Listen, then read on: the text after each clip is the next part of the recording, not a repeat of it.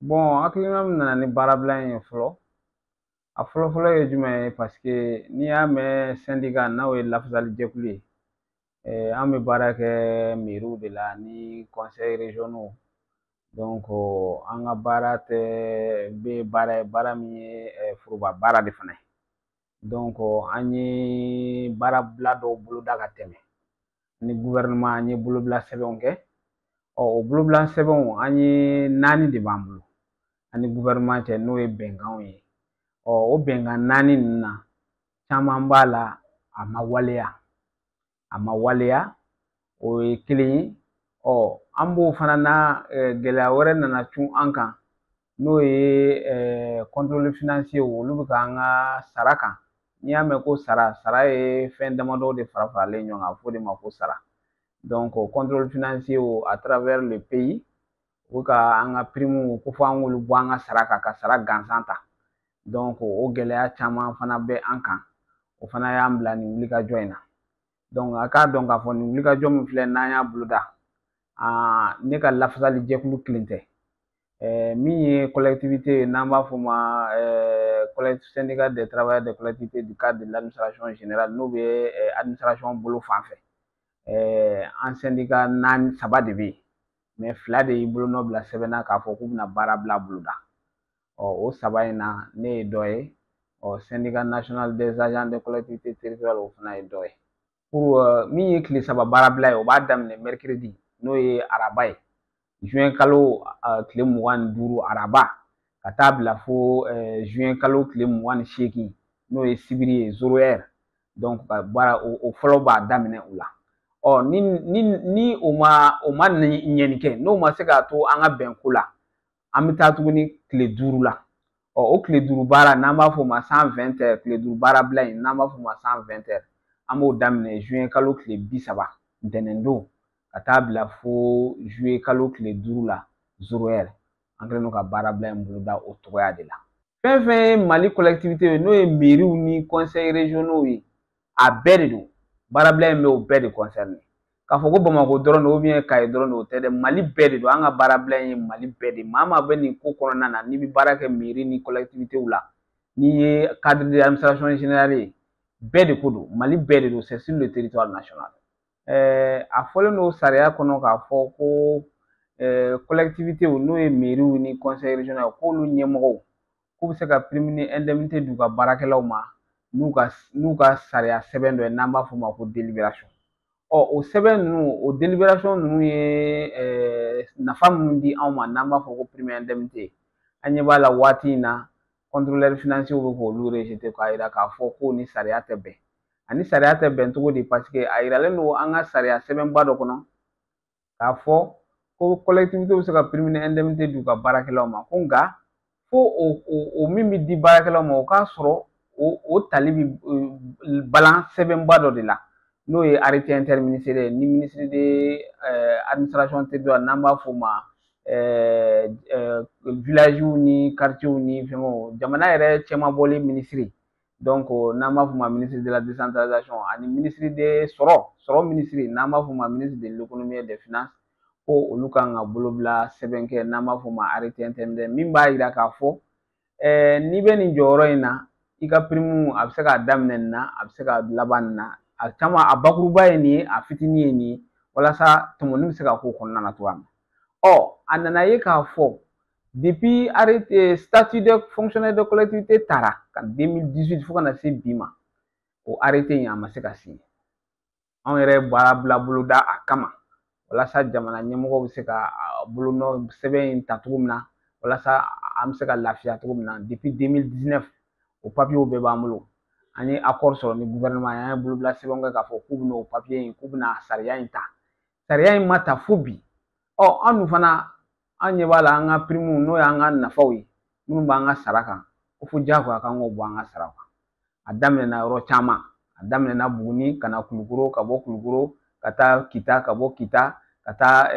Ɲina ka bɔ Ɲina ka na a ka ca hali bi ne ye sɛbɛn dɔ cira ne ma min b'a yira k'a fɔ Sankaw fana min ye olu ka contrôle financier n'o ye directeur régional a fana y'a yira k'a fɔ ko ni juillet kalo sara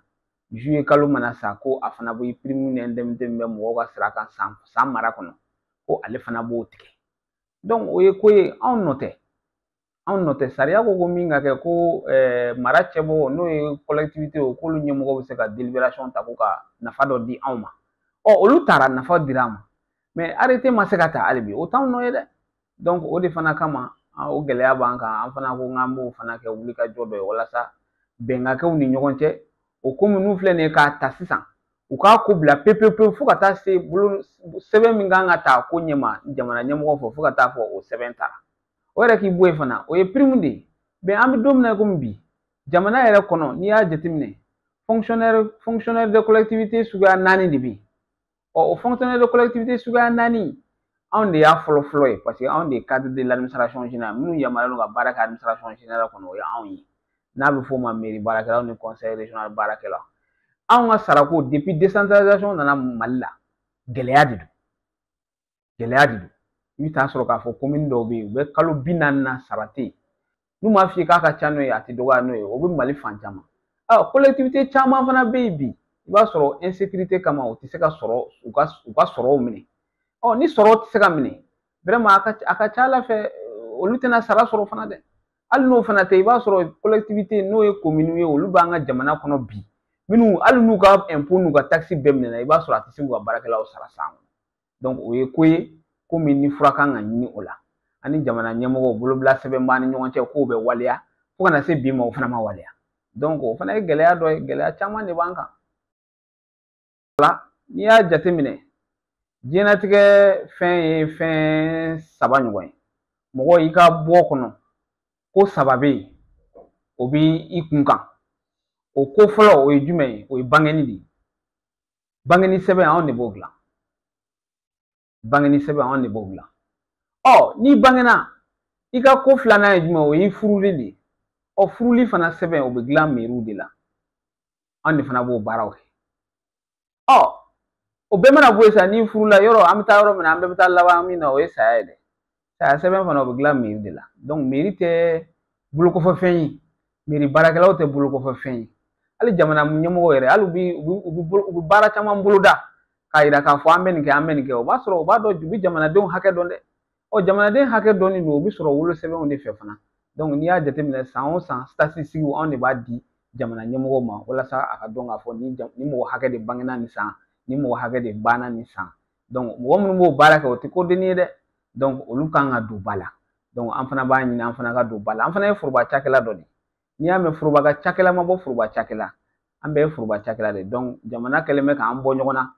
an bɛɛ bɛ baara kɛ minɛn kelen kɔnɔ. Dɔw talen don jamana fɛ jamana b'olu sara. Dɔw talen don ko collectivité ko mairie k'olu sara u ka sɔrɔ la. Sɔrɔ bɛ mairie la o ye tiɲɛ mais sɔrɔ tɛ mairie la bilen min bɛ se ka baarakɛlaw sara bilen. A ka ca n'o suguya ninnu kɛra maa min nana n'o bɛɛ ye n'o ye jamana ye an bɛɛ bɛ boli k'an ɲɛsin o de ma. Donc an b'o boli de kɔnɔna na k'an ɲɛsin an ka jamana ma walasa a k'an fana bila an ka minɛn kɔnɔ walasa an fana ka denbaya bɛ se ka lafiya cogoya min na. N'a fɔra baarakɛla i bɛ baara kɛ kalo la i tɛ sara sɔrɔ o fana o tɛ ko ye dɛ. Mɔgɔ dɔw de fana b'an kɔ an fana bɛ balo dɔw de kɛ. Donc an b'a ɲini u fɛ o fana k'an bila an ka